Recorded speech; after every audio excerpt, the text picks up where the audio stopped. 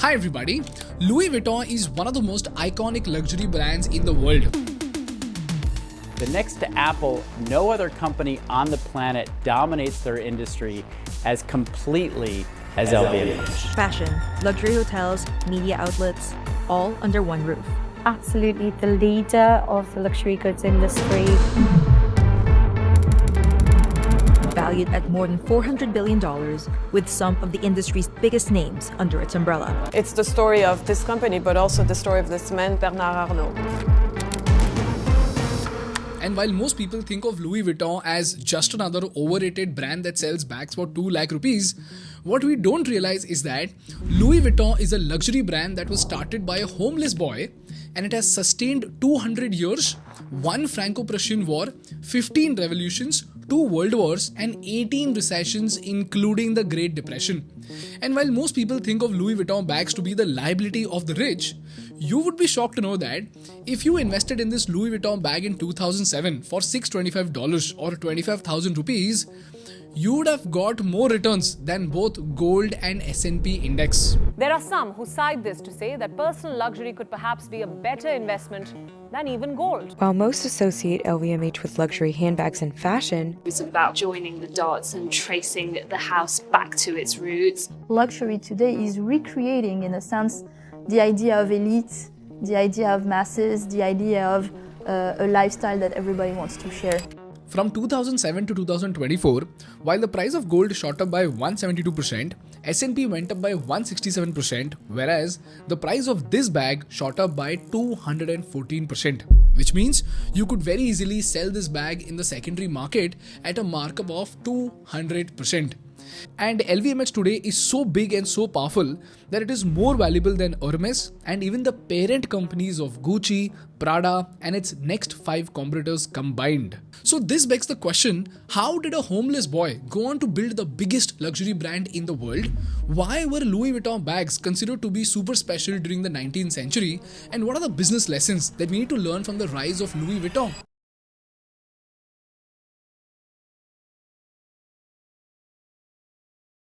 This video is brought to you by 1% Club. Our education system does teach us how to make money, but it doesn't teach us how to handle or grow our wealth. In fact, stars like Amitabh Bachchan and Michael Jackson have lost their fortunes because of mismanagement of money. This is the reason why financial literacy is very, very crucial.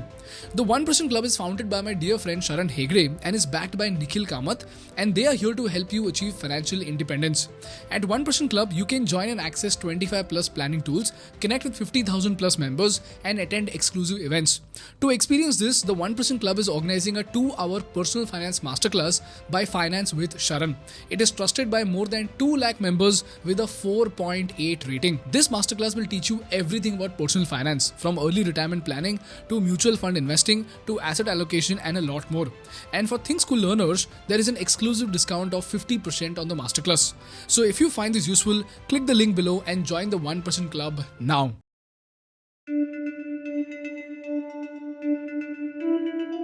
This is a story that dates back to 1821, which is 200 years ago.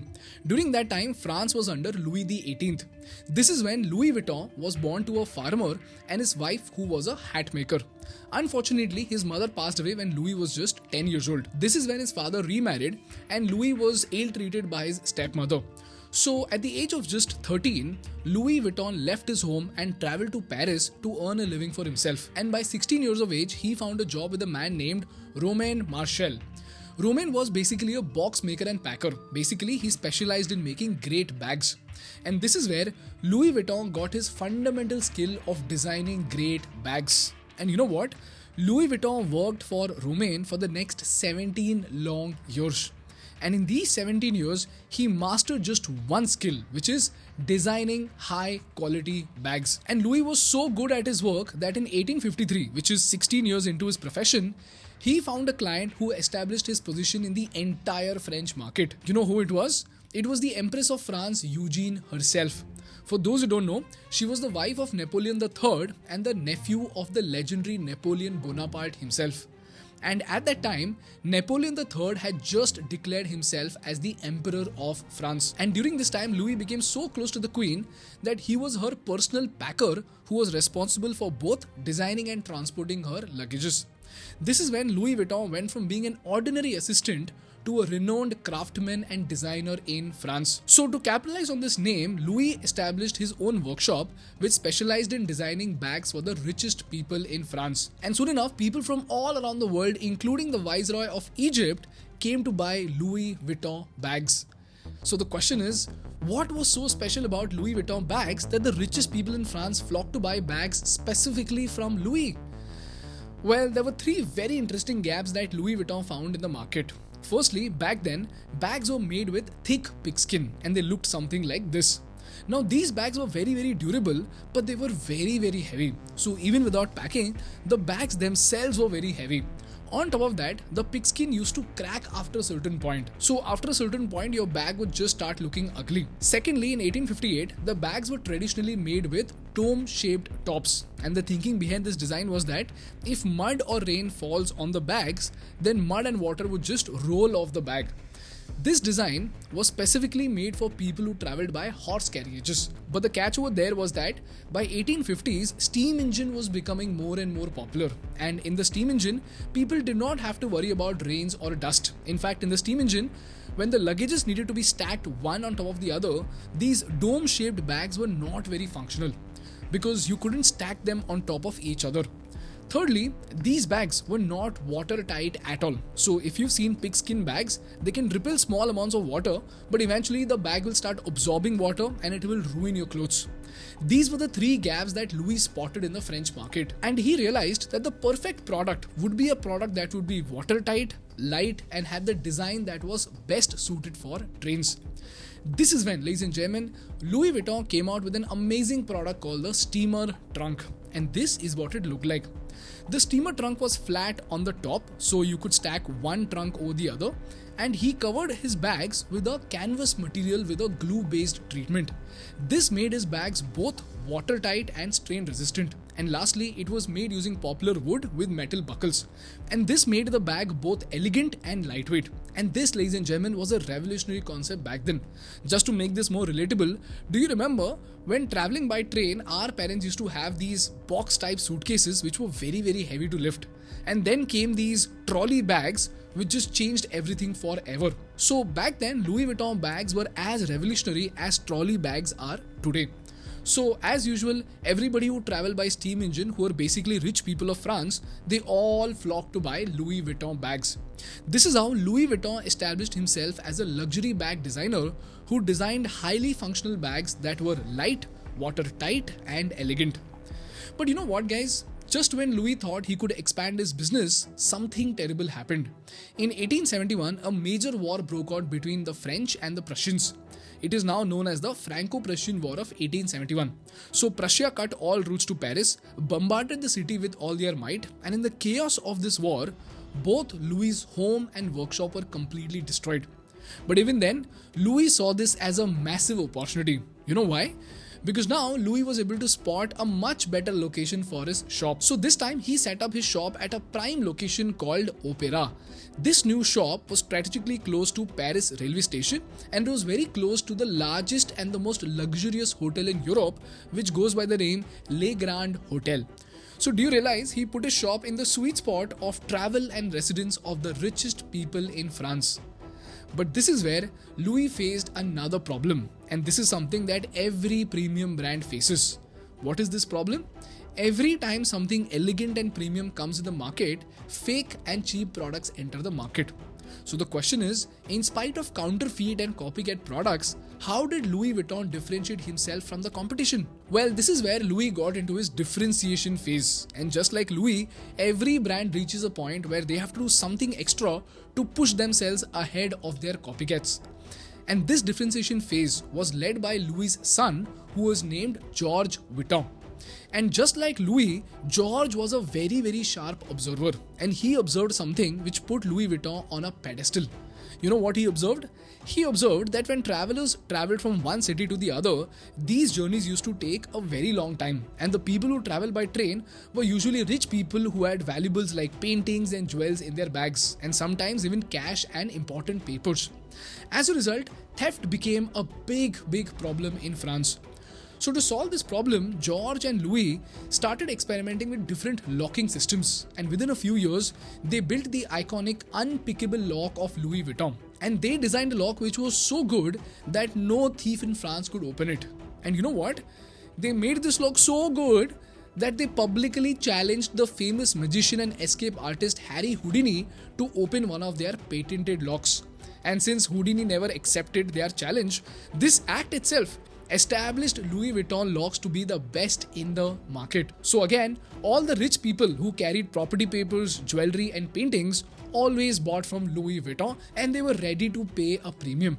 So this act again gave them both positioning and profits.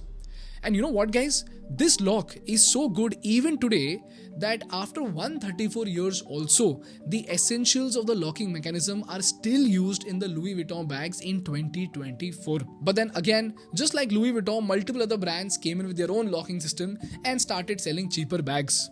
So guess what? Again, George had to innovate. Now the question over here is, how could a bag be made better other than providing great space and a lock?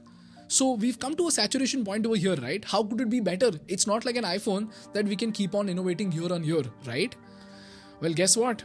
While most people saw bags just like you and me as yet another box which was meant to carry clothes and jewelry, George Vuitton made an observation that skyrocketed their sales. And if you look at the detailing of his observation, it will blow your mind about how somebody can think so deeply about a freaking luggage design.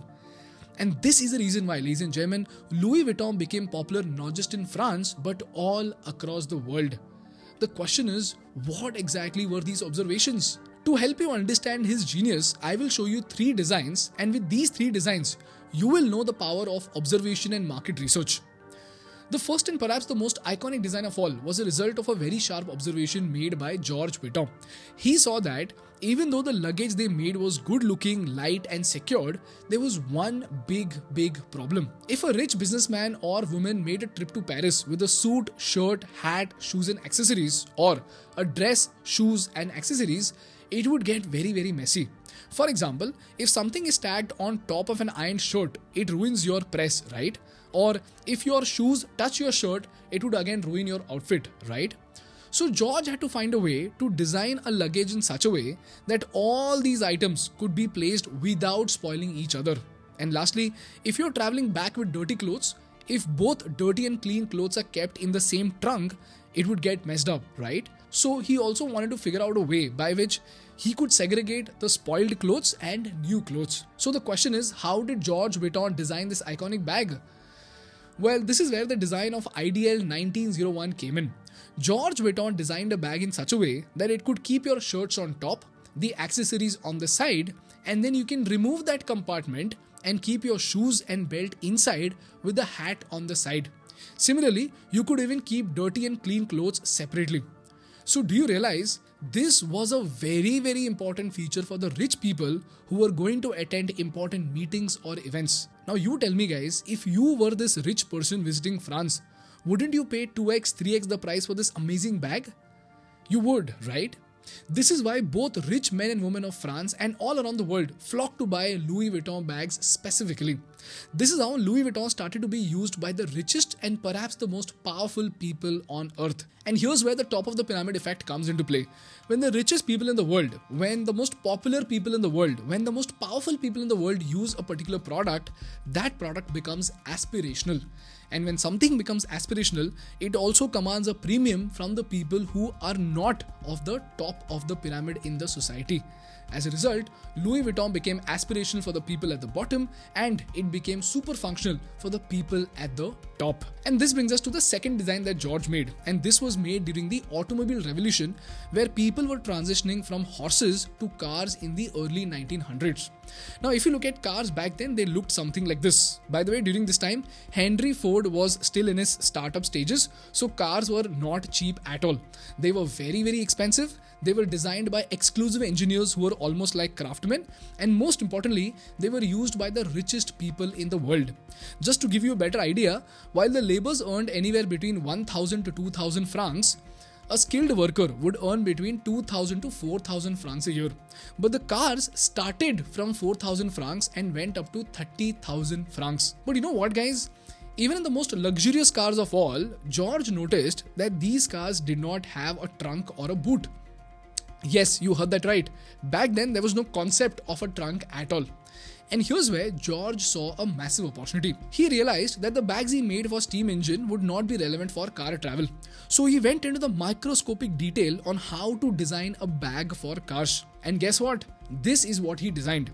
If you look at this car design in the early 1900s, they were very different from today's design. But here, George found two spaces where he could design the perfect trunk. One at the front and one at the back. So he did not just design a trunk, he designed specialized trunks which were far, far beyond people's imagination. Just to give you an example of the same, look at this. They designed a toilet set bag which could fit in all your accessories from perfume to watches to even mirrors in an organized way. Then they designed a luggage that could accommodate picnic items for 4 people and 6 people. And look at how well this is designed. This could accommodate glasses at the top, cutlery and plate in between, and then other things at the bottom. In fact, if you look at these models, they could contain a large quantity of items with almost like shelf-like design, wherein your bag literally transformed into a mini wardrobe. Similarly, they made a tool chest for car repairs with either a compartment or a slot for every tool that you would use. In fact, I was stunned to know that Louis Vuitton even designed a trunk bag for first aid kits specifically, wherein all your first aid items could be arranged properly. And this was designed with the thought that in case if an emergency happens and you open your bag, you should not keep fidgeting and keep looking for the most important items during a critical time. So the items are so well arranged in the bag that in case if an emergency happens, the moment you open the bag, you will be able to spot the item that you require within just 2 seconds. Now, can you imagine the amount of detail that he has gone into, guys? It was just incredible. I mean, when you think about bags, you do not think about bags so seriously. In fact, we are the users of these bags, and yet we do not give so much thought to the bags that we use. But then George Vuitton treated his bags like a work of art. As a result, he was able to get into the micro details of the use cases, because of which he was able to design great products. In fact, when I looked at these designs, it felt like these products are way more functional than today's bags. And lastly, I was shocked to know that George Vuitton even designed bags for air travel even before air travel became common. Look at this. In 1908, George Vuitton proposed a project for an unsinkable trunk called the Aero Trunk. This trunk could be attached to the basket of a hot air balloon. And since sometimes the hot air balloon may land on water, these bags were feather light and watertight. So again, every person who flew, who was obviously rich, went on to buy a Louis Vuitton bag. In fact, even beyond this, George made a trunk that could be used as a wardrobe, as a watch shelf, and even a trunk that could turn into a cocktail bar. And when I say rich people bought Louis Vuitton, do you realize it's not people like you and me? It is everyone from billionaires to powerful politicians to even royal families. This is how Louis and George Vuitton kept on innovating for the needs of the rich, because of which LV got established as an iconic luxury brand in the market. This is how George Vuitton carried his father's legacy forward with his iconic designs and super sharp observations. And finally, on 26th of October 1936, George Vuitton passed away, and he left a legacy that was carried forwarded by his son Castor Louis and his son-in-law Henry. These two men expanded Louis Vuitton's business from a handful of stores to 100 stores all across the world. This is how the foundation of the brand name and the reputation of Louis Vuitton was established all across the world. And after this, Louis Vuitton was taken over by a man named Bernard Arnault, who's currently the CEO of LVMH. He's an extremely creative French entrepreneur who built the largest and best luxury brand in the world. He was a complete visionary. He saw things that nobody else saw. We try to build a large business with our partners with one criteria: the best quality and the most elitist product in every line that we are selling throughout the world. And this is another epic business war case study in itself. But for now, it is information overload, so we'll cover it in another episode if this video gets 1 lakh likes. And if we get 1 lakh likes, we will make a full-length documentary on Bernard Arnault, who now heads 75 luxury brands all across the world and is the 3rd richest man in the world. But for now, this is what you need to know about how Louis Vuitton went from being a homeless teenager to building the most iconic luxury brand in the world. And this brings us to the last part of the episode, and that are the business lessons that we need to learn from the rise of Louis Vuitton. Lesson number 1. Once a great man said, if you can't do great things, do simple things in a great way. In this case, Louis Vuitton did not cause the French Revolution, the World War, or the Automobile Revolution. He just made simple bags in a great way, which were just the best in the market. Think about it. When you think of bags, it feels like how far can you innovate? But Louis and George Vuitton kept on innovating for 2 generations only to build a brand that has now lasted 2 world wars and 2 centuries. Similarly, in India, what does Rameshwaram Cafe do? Rameshwaram Cafe is a $1 million company which simply makes great dosas. Cycle Pure Agarbatti is a 1200 crore brand which simply makes great agarbattis. Starbucks is a $1 billion brand which simply makes great coffee. So, if you can't do great things, do simple things in a great way. Lesson number 2. There is a TED talk which was delivered by a former designer of Apple named Tony Fadell. And in this talk, he mentioned that innovation often stems from the act of stepping out of habituation. For example, back then cars did not have wipers, and even though it was inconvenient, somehow everybody thought that's how it is and they got used to the problem. But a woman named Mary Anderson identified this as a problem and thought of designing something to solve it. And that is how the car wipers were invented. And today, we cannot imagine a car without a wiper, right? Similarly, in this case study, even though the world moved from horses to trains, the artisans never thought of new problems that could arise in the customer's life and the new requirements that the customers might have. In fact, the funny thing was that even the customers never bothered about those problems because they did not think about bags so seriously. But this is where Louis and George Vuitton found an opportunity because they stepped out of habituation. And they did not do it once, they did it again and again and again with locks, with compartments, and with the aero trunk design. So learn to step out of habituation, and I'll leave the link to this TED Talk in the description.